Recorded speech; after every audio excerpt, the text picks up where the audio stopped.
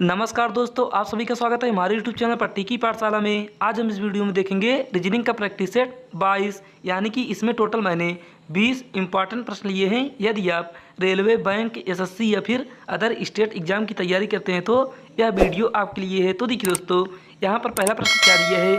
यहाँ पर हमारे पास पहला प्रश्न दिया है, श्रृंखला में अगली संख्या क्या होगी। तो देखिए दोस्तों, यहाँ पर हमारे पास श्रृंखला दिया है 3, 6, 18, 72, 360 और हमें बताना है कि इस खाली स्थान पर कौन सी संख्या होगी। तो देखिए दोस्तों, यहाँ पर हम इस सीरीज में देखेंगे कि कौन सा नियम लागू किया गया है। तो देखिए दोस्तों, यहाँ पर आप देखेंगे तो यहाँ पर अगर आप 3 में 2 का गुणा करेंगे तो कितना होगा। 3 में अगर हम 2 का गुणा करेंगे तो यहाँ पर होगा 3 दूनी 6। उसके बाद 6 में अगर हम 3 का गुणा करेंगे तो कितना होगा। 6 में दोस्तों अगर हम 3 का गुणा करेंगे तो यहाँ पर होगा 3 छंग 18। उसी प्रकार से 18 में अब हम अगर 4 का गुणा करेंगे तो यहाँ पर होगा 18 चौक 72। उसके बाद 72 में अगर हम 5 से गुणा करेंगे तो यहाँ पर कितना होगा। 72 में अगर हम 5 से गुणा करेंगे तो यहाँ पर होगा 360। अब देखिए इस सीरीज में क्या नियम लागू हो रहा है। तो यहाँ पर देखेंगे कि सबसे पहले 2 से गुणा किए हैं, उसके बाद 3 से, उसके बाद 4 से, उसके बाद 5 से। अब इस बार करेंगे हम इस 360 में 6 से गुणा। तो इस 360 में अगर हम 6 से गुणा करेंगे कितना आएगा। यहाँ पर 6 का गुणा करेंगे 0 में तो यहाँ पर होगा 0, और 6 का गुणा 6 में करेंगे तो यहाँ पर होगा 36, और 36 का लिखेंगे 6 और हासिल बचेगा 3। उसके बाद 6 का गुणा 3 करेंगे तो यहाँ पर होगा 18, और 18 में 3 जोड़ेंगे तो यहाँ पर होगा हमारे पास 21, यानी कि दोस्तों यहाँ पर हो गया 2160। तो देखिए इस खाली स्थान पर आएगा 2160। तो देखिए किस ऑप्शन में 2160 दिया है। तो यहाँ पर दोस्तों हम देखेंगे तो ऑप्शन नंबर ए में दिया है 2160। तो यहाँ से हमारा option number A right answer होगा। तो फिर चलिए दोस्तों, प्रश्न समझ में आया है तो एक लाइक जरूर करिएगा।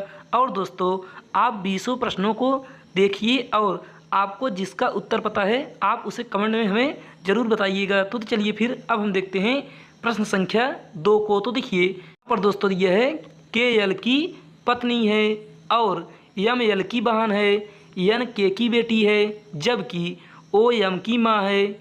ओ का के से क्या संबंध है। तो देखिए दोस्तों, यहाँ पर हम सबसे पहले बनाएंगे के यल की पत्नी है। तो यहाँ पर हम बनाएंगे सबसे पहले के। अब के यल की पत्नी है तो अगर कपल रहेगा तो उसे दर्शाएंगे हम बराबर के, यानी कि 2 लाइन से। तो यहाँ पर होगा के और यल। अगर के पत्नी है तो के का जेंडर क्लियर है तो इसे दर्शाएंगे हम वृत्त से।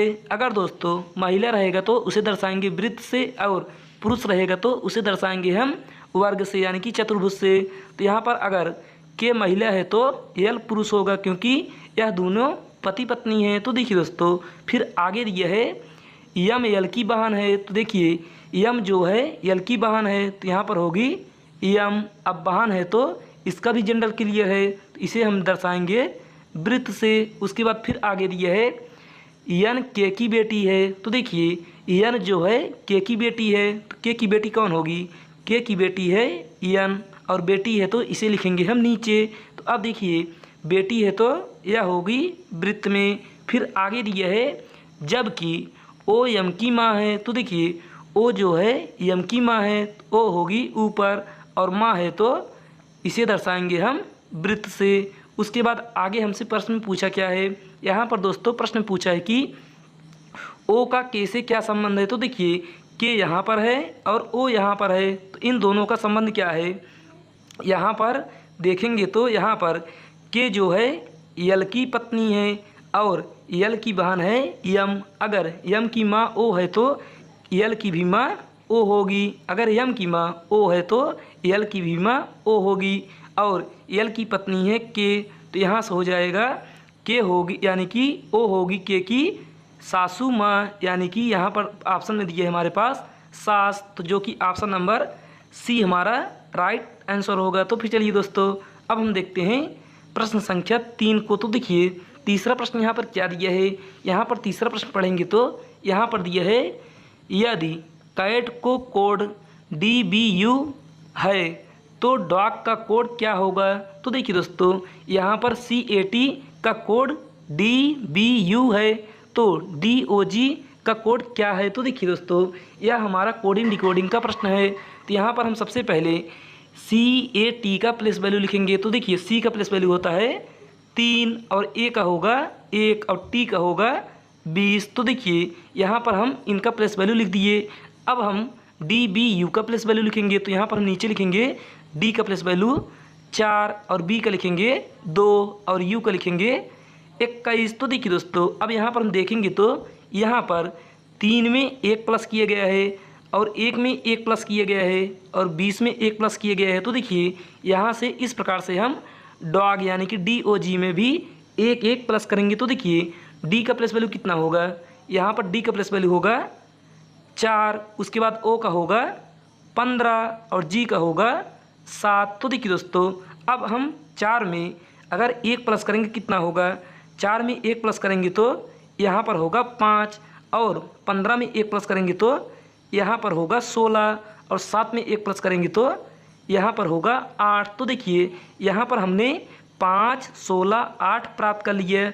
अब हम देखेंगे कि यह किन का प्लेस वैल्यू है। तो 5 होगा हमारा E का प्लेस वैल्यू, उसके बाद 16 होगा हमारा P का प्लेस वैल्यू और 8 होगा हमारा H का प्लेस वैल्यू। तो देखिए दोस्तों, यहाँ पर अब हम देखेंगे कि किस ऑप्शन में EPH दिया है। तो यहाँ पर देखेंगे तो ऑप्शन नंबर B में, यानी कि यहाँ पर हमारे पास EPH दिया है। तो यहाँ से ऑप्शन नंबर B होगा हमारा राइट आंसर। तो फिर चलिए दोस्तों, अब हम देखते हैं प्रश्न संख्या 4 को। तो देखिए, चौथा प्रश्न यहाँ पर क्या दिया है? यहाँ पर चौथा प्रश्न दिया है, श्रृंखला में अगली संख्या ज्ञात कीजिए। तो देखिए दोस्तों, यह हमारा सीरीज का प्रश्न है। तो यहाँ पर देखेंगे कि इस सीरीज में क्या नियम लागू किया गया है। तो देखिए, सीरीज दिया है यहाँ पर 6, 24, 120, 720। तो देखिए दोस्तों, यहाँ पर हम देखेंगे तो इस सीरीज में हमारा गुणे का यानी कि गुणे का प्रयोग किया गया, क्योंकि हमारी सीरीज तेज़ी से बढ़ रही है। तो देखिए दोस्तों, यहाँ पर दिया है 6, 24, 120, 720। तो देखिए, यहाँ पर अगर हम 6 में 4 का गुणा करेंगे कितना होगा? अगर हम 6 का 4 में गुणा करेंगे तो यहाँ पर होगा 24 और उसके बाद इस 24 में अगर हम 5 का गुणा करेंगे तो यहाँ पर होगा 120। अब उसके बाद 120 में अगर हम 6 का गुणा करेंगे तो यहाँ पर होगा 720। अब उसके बाद देखिए दोस्तों, इस 720 में किसका गुणा करें कि यहाँ पर हमारे पास वह संख्या प्राप्त हो जाए। तो देखिए, सबसे पहले हमने 4 का गुणा किया, उसके बाद 5 का, उसके बाद 6 का। अब इस बार करेंगे हम 7 का गुणा। तो यहाँ पर हम 720 में अगर 7 से गुणा करेंगे कितना आएगा? यहाँ पर गुणा करेंगे तो 7 में 0 का गुणा करेंगे तो यहाँ पर होगा 0 और 7 में 2 का गुणा करेंगे तो होगा 14। तो यहाँ पर लिखेंगे 14 की 4 हासिल 1। उसके बाद 7 का गुणा 7 में करेंगे तो यहाँ पर होगा 49 और 49 में 1 जोड़ेंगे यानी कि हासिल जोड़ेंगे 1, तो यहाँ पर होगा 50। तो देखिए दोस्तों, यहाँ पर आया हमारे पास 50, 40। तो यहाँ पर अगली संख्या होगी 50, 40। तो देखिए, 50, 40 हमारा किस ऑप्शन में दिया है? तो यहाँ पर देखेंगे तो ऑप्शन नंबर B में हमारे पास 50, 40 दिया है। तो यही होगा इसका राइट आंसर। तो फिर चलिए दोस्तों, अब हम देखते हैं प्रश्न संख्या 5 को। तो देखिए, पाँचवा प्रश्न यहाँ पर क्या दिया है? यहाँ पर पाँचवा प्रश्न पढ़ेंगे तो यहाँ पर हमारे पास दिया है, एक बस 50 किलोमीटर प्रति घंटे की गति से 250 किलोमीटर की दूरी तय करती है।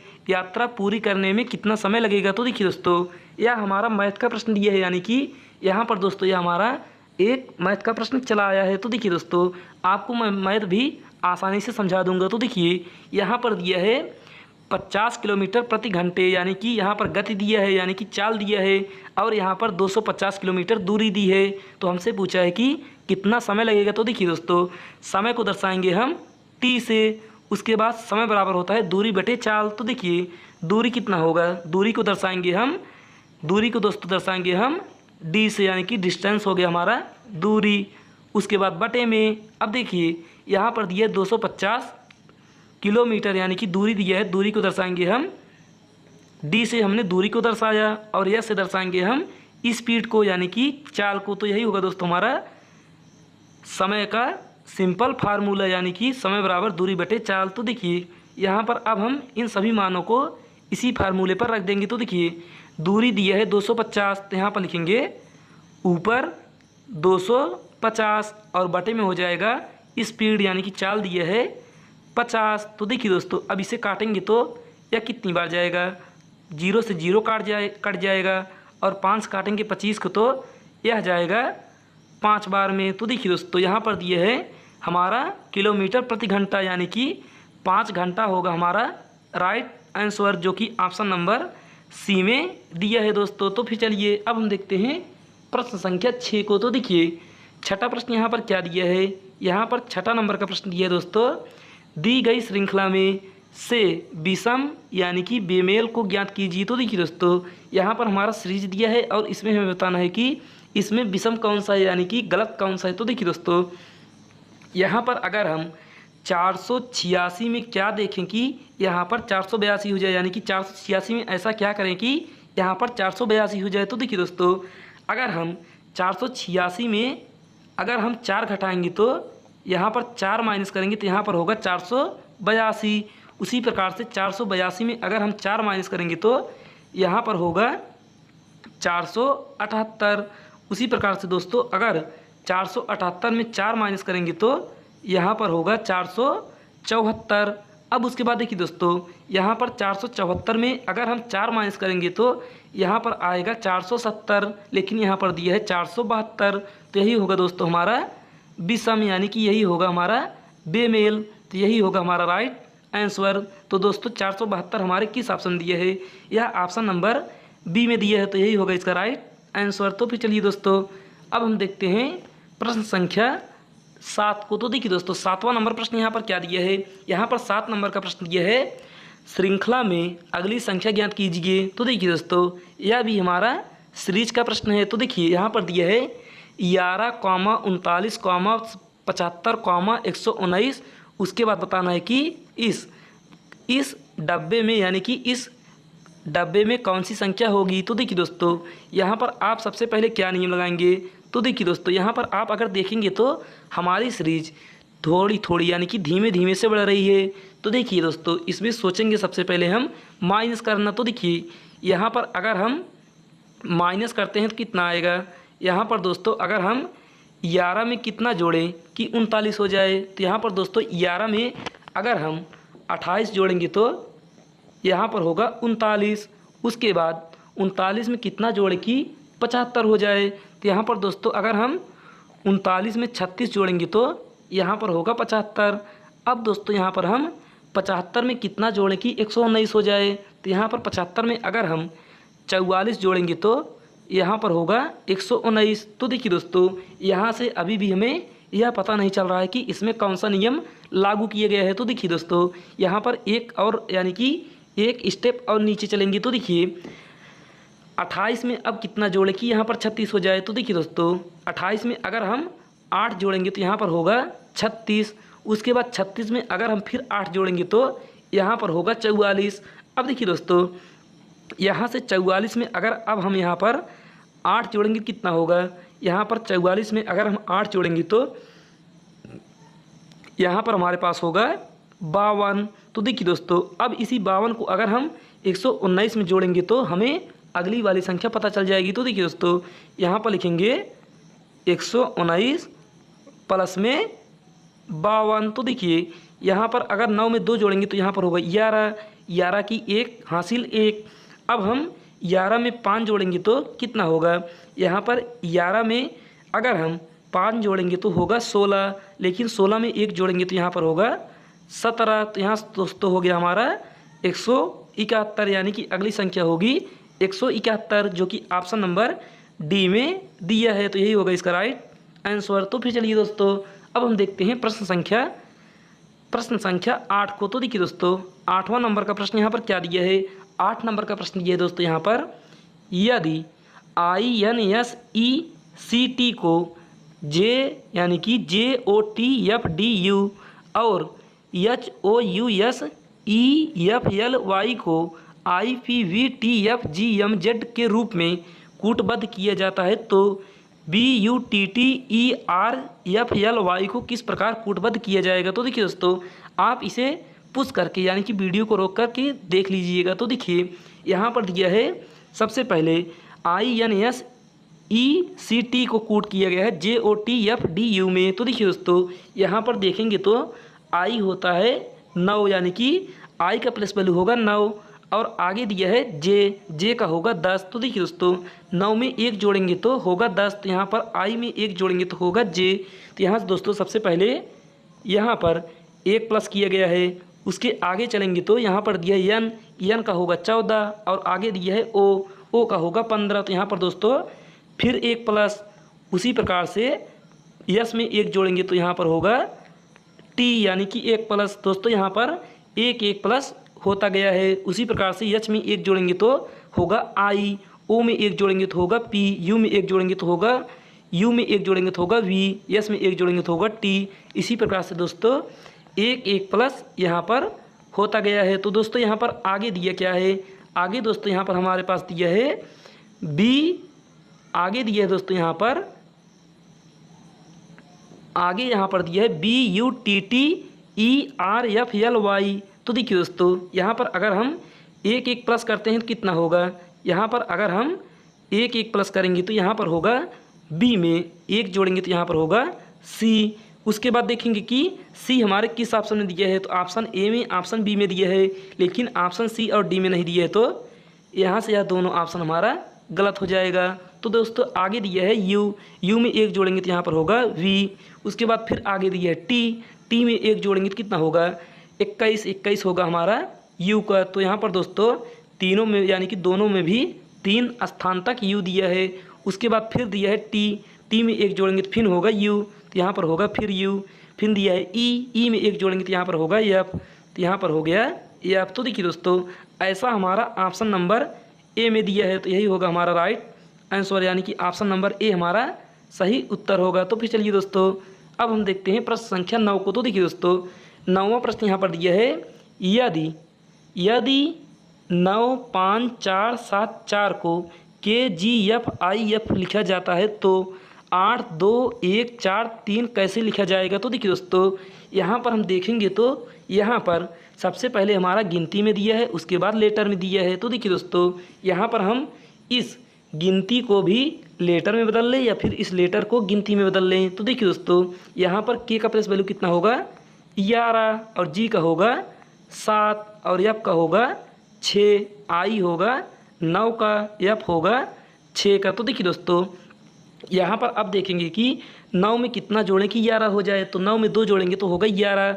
उसके बाद 5 में 2 जोड़ेंगे तो होगा 11, 4 में 2 जोड़ेंगे तो होगा 6, 7 में 2 जोड़ेंगे तो होगा 9, और 4 में 2 जोड़ेंगे तो होगा 6। तो देखिए दोस्तों यहाँ पर हमारे पास 2 प्लस किया गया है, यानी कि यहाँ पर भी 2 प्लस, यहाँ पर भी 2 प्लस, यानी कि यहाँ पर भी 2 प्लस। तो इसी प्रकार से अब हम आगे भी 2 प्लस करेंगे। तो देखिए दोस्तों यहाँ पर अब हम आगे 2 प्लस करेंगे तो यहाँ पर कितना होगा, यहाँ पर अगर हम 8 में 2 जोड़ेंगे तो होगा 10 होगा हमारा J का। तो यहाँ पर देखेंगे कि सभी ऑप्शन में J दिया है। उसके बाद आगे दिया है 2 में 2 जोड़ेंगे तो होगा 4 होगा हमारा D का। तो देखिए दोस्तों यहाँ पर ऑप्शन नंबर A और ऑप्शन नंबर B में D दिया है, लेकिन C और D में नहीं दिया है। तो यहाँ से हमारा यह दोनों ऑप्शन कट जाएगा। उसके बाद आगे दिया है 1 में 2 जोड़ेंगे तो होगा 3 होगा C का। उसके बाद आगे दिया है 4 में 2 जोड़ेंगे तो होगा 6 होगा हमारा F का। उसके बाद आगे दिया है 3 में 2 जोड़ेंगे तो होगा 5 होगा हमारा E का। तो देखिए दोस्तों ऐसा ऑप्शन आपको कहाँ पर दिखाई दे रहा है, ऐसा ऑप्शन दोस्तों आपको ऑप्शन नंबर B में दिया है, यानी कि JDCFE। तो यही होगा इसका राइट आंसर। तो फिर चलिए दोस्तों अब हम देखते हैं प्रश्न संख्या 10 को। तो देखिए दोस्तों 10वां प्रश्न यहाँ पर दिया है एनालॉजी का। तो देखिए दोस्तों यहाँ पर प्रश्न देखेंगे तो यहाँ पर दिया है अंतरिक्ष यात्री, उसके बाद अनुपात, अंतरिक्षयान, उसके बाद समानुपात, फिर गोताखोर, उसके बाद अनुपात, प्रश्नवाचक चिन्ह। तो देखिए दोस्तों यह हमारा UPP, NTPC, GD यानी कि इन सभी परीक्षाओं में पूछा गया है। तो देखिए दोस्तों यहाँ पर हम देखेंगे कि अगर अंतरिक्ष यात्री का संबंध इस अंतरिक्षयान से किस प्रकार से है, उसी प्रकार से यहाँ पर हम गोताखोर का संबंध ढूंढेंगे। तो देखिए दोस्तों यहाँ पर अंतरिक्ष यात्री, हमारे अंतरिक्ष यात्री जो होते हैं उनका साधन क्या होता है, वह अंतरिक्ष पर जाते हैं अंतरिक्षयान से। उसी प्रकार से गोताखोर हमारा यानी कि गोताखोर हमारे समुद्र के नीचे चलते हैं। और समुद्र के नीचे कौन जाएगा? समुद्र के नीचे ना तो कार जाएगा, ना हवाई जहाज़ जाएगा, ना ही साइकिल जाएगा। तो बचेगा सिर्फ एक हमारा ऑप्शन यानी कि पनडुब्बी। तो यही होगा इसका राइट आंसर। आप ऐसे भी करके देख सकते हैं। तो फिर चलिए दोस्तों अब हम देखते हैं प्रश्न संख्या 11 को। तो देखिए दोस्तों 11 नंबर का प्रश्न यहाँ पर क्या दिया है? यहाँ पर 11 नंबर का प्रश्न दिया है दोस्तों एक्स वाई यानी कि दोस्तों वाई एक्स के पूर्व में है जो जेड के उत्तर में है। यदि पी जेड के दक्षिण में है तो पी वाई के किस दिशा में है? तो देखिए दोस्तों यहाँ पर हम सबसे पहले बनाएंगे वाई एक्स के पूर्व में है। तो यहाँ पर हम सबसे पहले बनाएंगे एक्स। अब देखिए वाई जो है एक्स के पूर्व में है तो यहाँ पर होगा एक्स का पूर्व इस साइड, तो यहाँ पर हो जाएगा वाई। अब आगे दिया है जो जेड के उत्तर में है यानी कि एक्स जो है जेड के उत्तर में है तो यहाँ पर हो जाएगा जेड के ऊपर एक्स। उसके बाद दोस्तों आगे दिया है यदि पी जेड के दक्षिण में है यानी कि पी जो है जेड के दक्षिण में तो यहाँ पर हो जाएगा जेड के नीचे पी, क्योंकि पी जेड का दक्षिण होगा नीचे।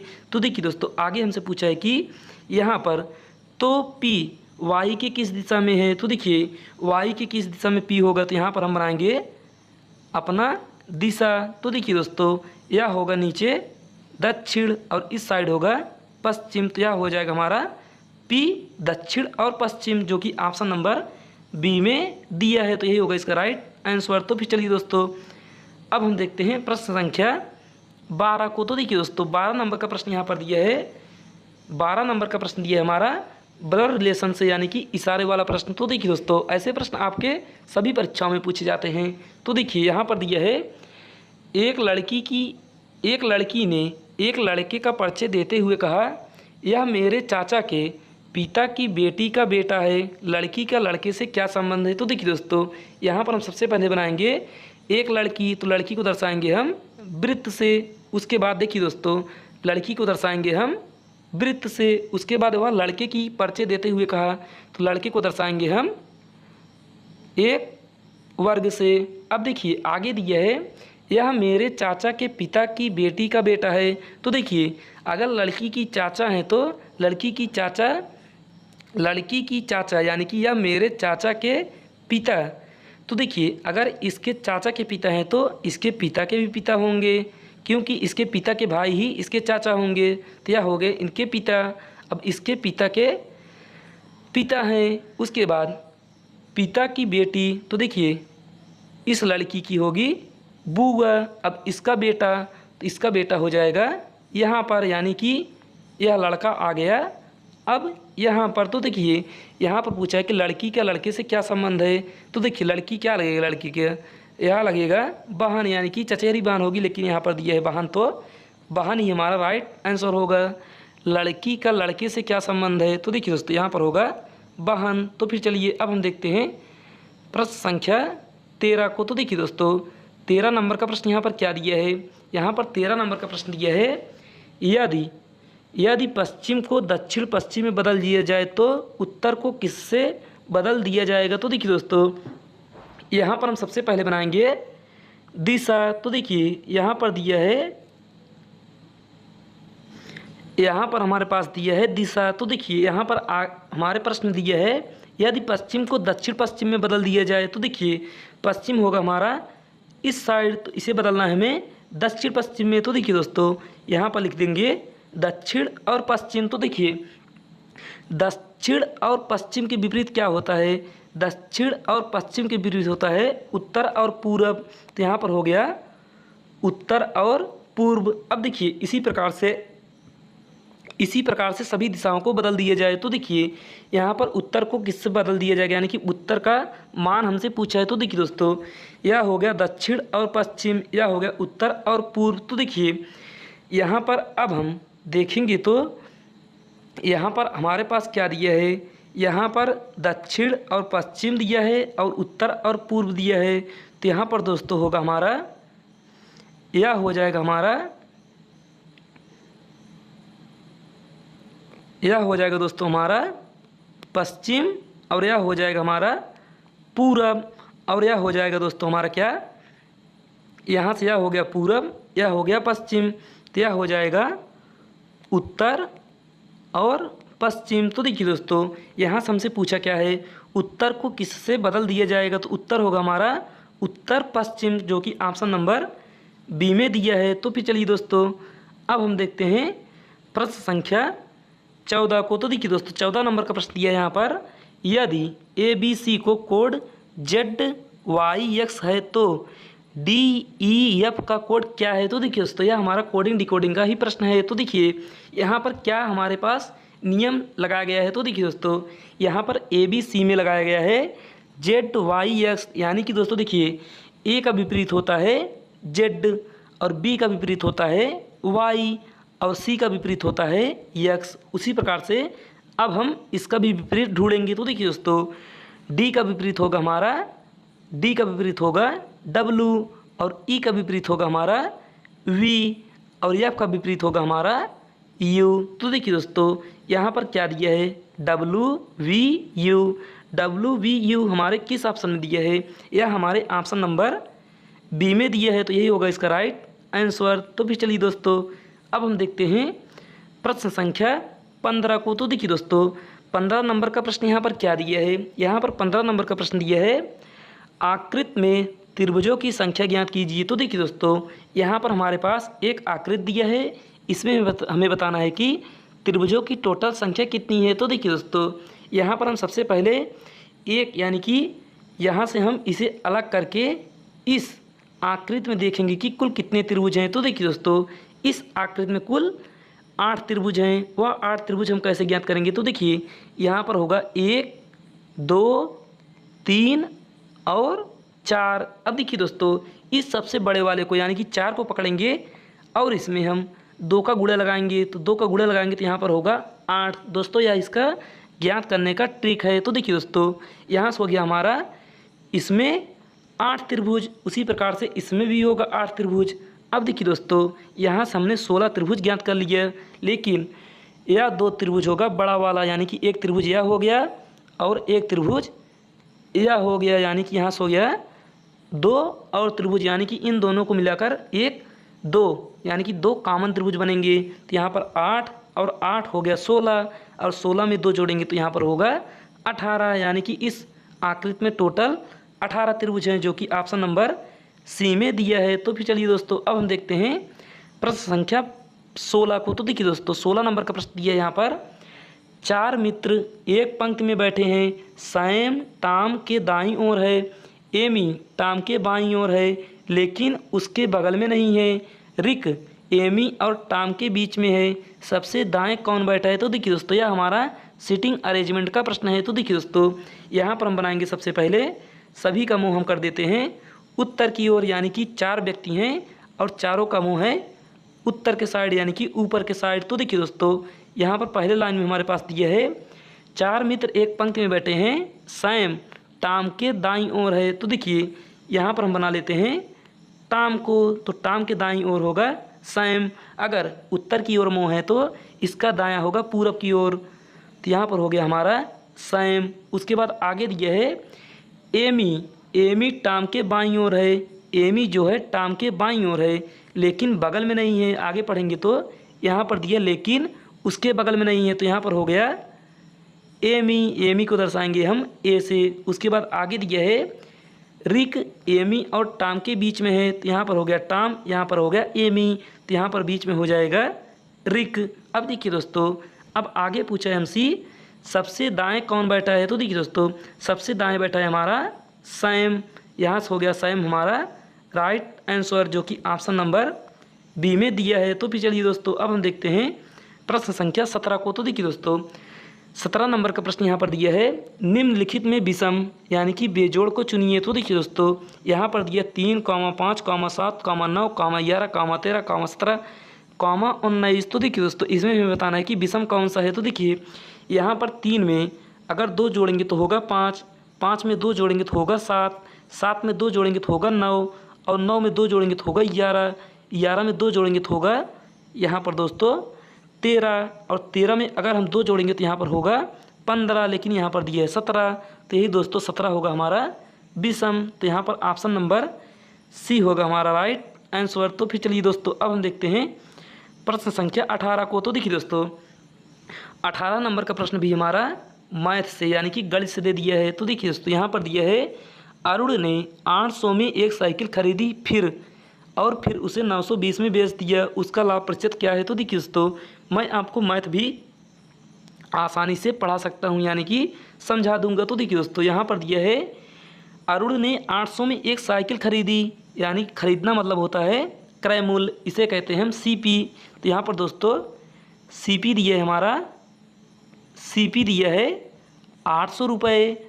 उसके बाद फिर आगे दिया है 920 में बेच दिया है। तो यहाँ पर बेचना होता है विक्रय मूल्य, इसे कहते हैं एसपी यानी कि सेलिंग प्राइस।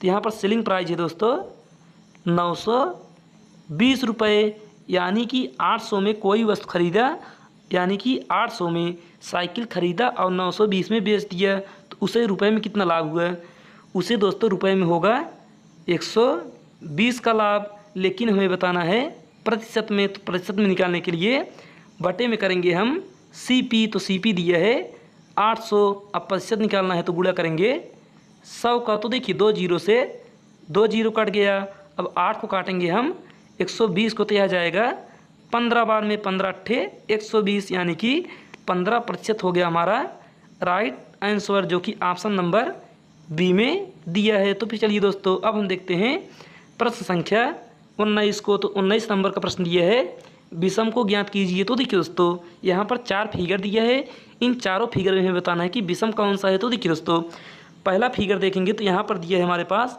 एक खटभुज, और उस खटभुज के अंदर 2 त्रिभुज दिए हैं, लेकिन दोनों त्रिभुजों के बीच में एक गैप है दोस्तों। तो यहाँ पर पहले में एक गैप है, और सी वाले में भी एक गैप है, और डी वाले में भी एक गैप है, लेकिन ऑप्शन नंबर बी में कोई गैप नहीं है क्योंकि यह दोनों बगल में हैं। तो यहाँ से हमारा ऑप्शन नंबर बी ही होगा राइट आंसर, क्योंकि यह चारों में से भिन्न है। तो फिर चलिए दोस्तों अब हम देखते हैं प्रश्न संख्या 20 को। तो देखिए दोस्तों 20 नंबर का प्रश्न दिया है दिए गए श्रृंखला में यक्स ज्ञात कीजिए। तो देखिए दोस्तों यहाँ पर सीरीज दिया है 64, 57, 50, यक्स 36 और इसी प्रकार से बढ़ते हुए। तो देखिए दोस्तों यहाँ पर आप सबसे पहले देखेंगे कि हमारी सीरीज धीरे धीरे से घट रही है, तो यहाँ पर होगा माइनस। तो देखिए 64 में कितना माइनस करें कि यहाँ पर 57 हो जाए। तो 64 में अगर दोस्तों हम 7 माइनस करेंगे तो यहाँ पर होगा 57।